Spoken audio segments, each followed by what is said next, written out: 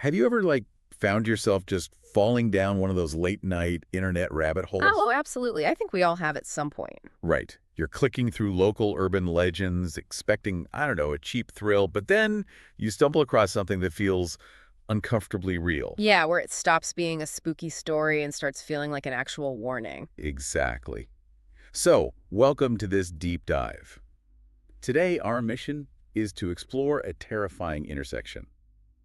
We're looking at what happens when viral internet folklore collides head-on with a skeptical journalist's first-hand descent into the inexplicable. It's a collision that really tests everything we think we know. It really does. So we're diving into the chilling source material surrounding the Mumbai train station legend. The one known as the Midnight Passenger at Platform 9. Right, a legendary piece of modern digital folklore. Okay, let's unpack this because the basic premise of the legend is just, well, it's terrifying. Yeah. It centers on an abandoned platform on the outskirts of Mumbai. Specifically, a platform that commuters completely avoid after the last local trains run. Yeah. And then there's the entity, the man in a black coat who allegedly appears at exactly 12:14 a.m. The smiling man. Right, the smiling man. He just stands motionless near the final bench, unblinking, staring at the tracks with this incredibly unnatural smile. And the chilling rule of the lore is that anyone who makes eye contact with him disappears for exactly 24 hours. And that disappearance is really the core of the mystery here. It is. Now, we want to look past the surface-level jump scares today. Let's move from the rumor to the catalyst that made it impossible to ignore. I'm talking about the leaked CCTV footage. Ah, yes, the 19-second leak. That's what really set the internet on fire. Exactly. It was this grainy black and white video. The timestamp shows an empty platform at 12:13 a.m. Then, out of nowhere, the man just appears. Yeah, he doesn't walk into the frame, he just manifests. Right, and his smile is just way too wide. Then the footage glitches violently, like a ton of static.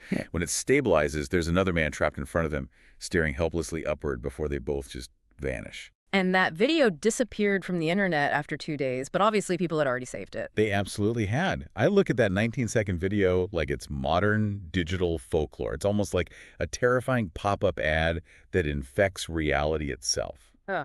But I have to push back on the typical monster narrative here. How so? Well, in most stories, the monster kills you. But here, the survivors come back. They're completely physically uninjured, which is so weird. Why do they come back without a scratch? What's fascinating here is that the true horror isn't death. It's the absolute silence of those survivors. They literally refuse to speak, right? Exactly. They return silent, uninjured, but forever changed. They quit their jobs. They leave the city. It suggests a psychological hollowing out that is honestly far more disturbing than a typical ghost story. A physical wound makes sense. But this total psychological erasure, that breaks the human mind. It's like they've been emptied out. Which brings us to the perfect foil for this entire supernatural situation.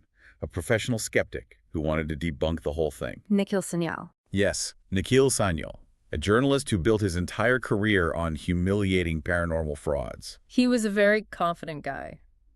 Maybe too confident. Way too confident. Yeah. With the internet ablaze over that leak video, he heads down to Platform 9 on a rainy Thursday night, lugging all his recording equipment. He fully intended to expose it as a hoax. Right. And there's this really eerie encounter with the station master right when he gets there.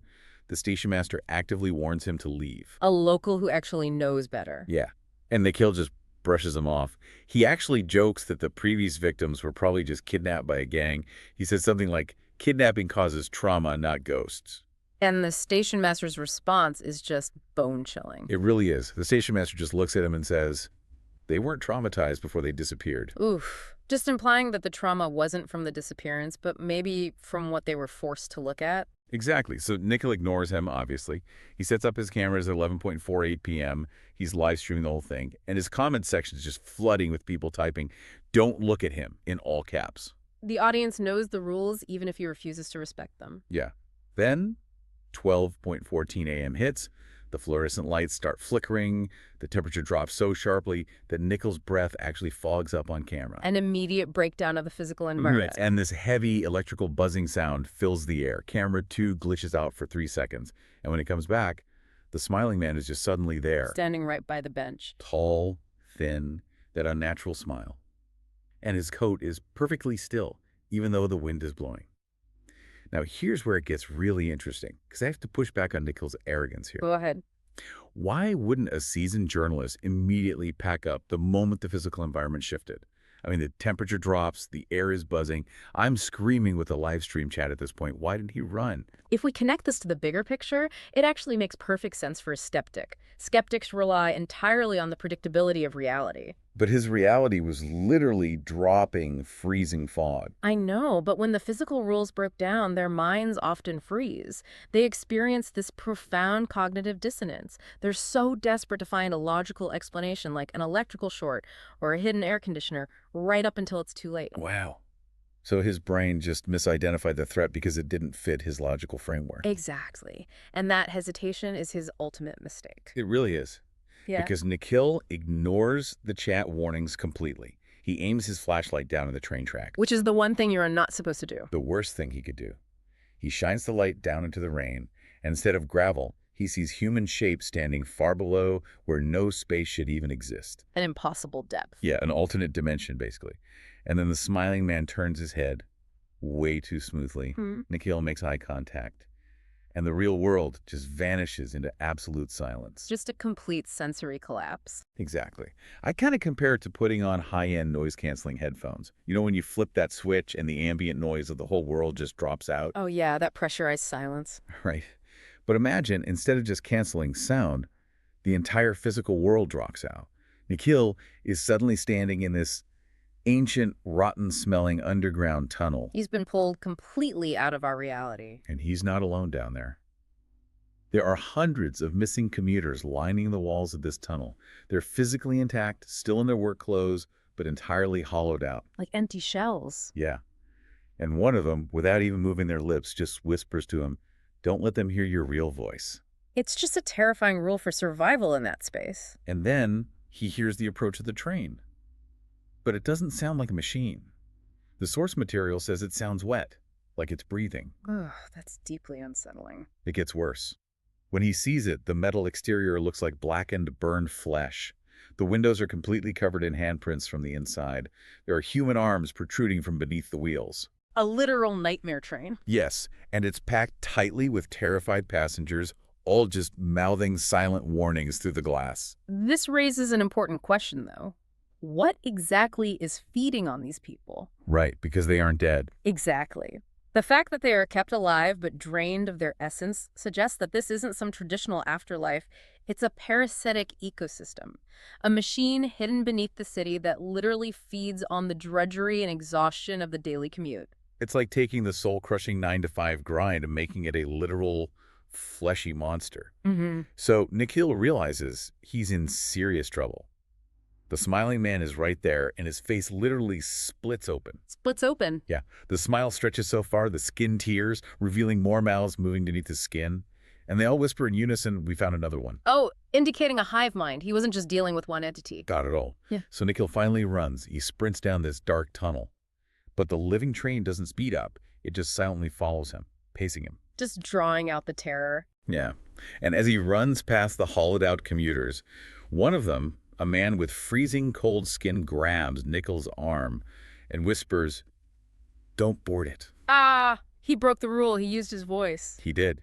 And instantly, the man is violently dragged, screaming into the absolute darkness by something unseen. Just an immediate, brutal punishment. It is. Nikhil keeps running and manages to find a staircase.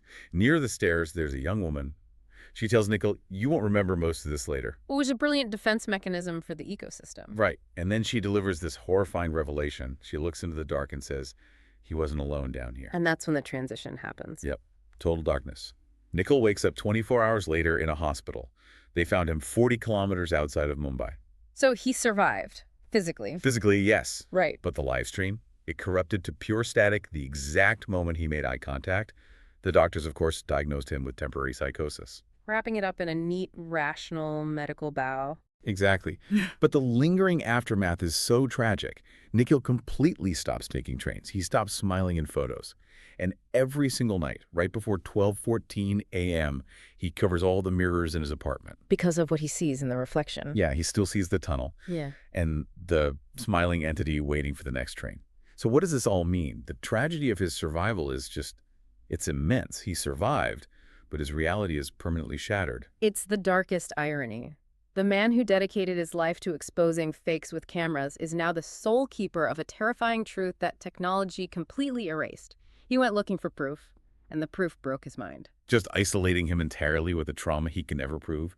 It really shows how quickly the barrier between confident skepticism and absolute terror can just collapse. We went from a dismissed internet rumor to a living nightmare operating right beneath Mumbai. It changes how you view the infrastructure you use every single day. It really does. So as we wrap up, I want to leave you with something to think about.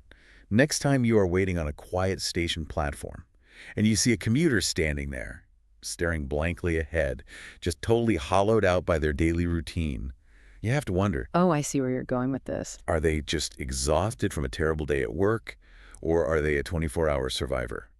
Are they silently carrying the memory of that burned train and the smiling man, trying desperately not to let anyone hear their real voice? That is a haunting perspective to carry with you on your next commute. Until next time, stay curious, question your surroundings, and maybe keep a very close eye on the time when you're waiting for the last train.